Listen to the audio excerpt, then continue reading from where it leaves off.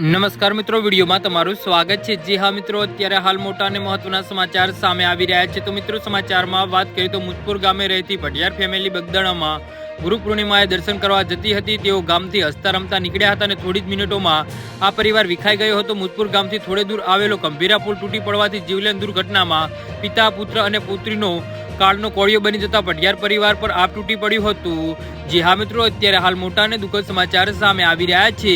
તો મિત્રો, સમાચારમાં વધુ વિગતવાર વાત કરીએ તો આ ઘટનાના પગલે આખા ગામમાં શોક છવાઈ ગયો હતો।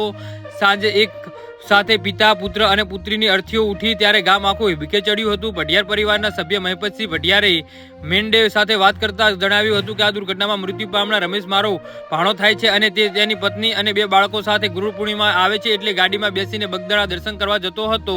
તેઓ ત્યાં રોકાવાના હતા। ગઈકાલે સવારે તેઓ ખુશીથી ગામેથી નીકળ્યા હતા અને હજી તો ગામ છોડ્યાને થોડી જ મિનિટો થઈ હતી। ત્યાં ગામ પાસે આવેલા બ્રિજ પરથી પસાર થઈ રહ્યા હતા ત્યાં જ બ્રિજ તૂટી પડતા તેમની ગાડી નીચે નદીમાં પડી હતી। એમાં મારો ભાણો રમેશ અને તેની દીકરી વેદિકા અને દીકરા નૈતિકનું મૃત્યુ થયા છે।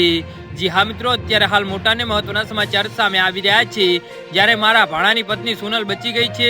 મહેપતસિંહ ભટિયારે આક્રોશ વ્યક્ત કરતા કહ્યું કે તંત્રની બેદરકારીના લીધે જ પુલ તૂટ્યો છે અને આટલો મોટો અકસ્માત થયો છે।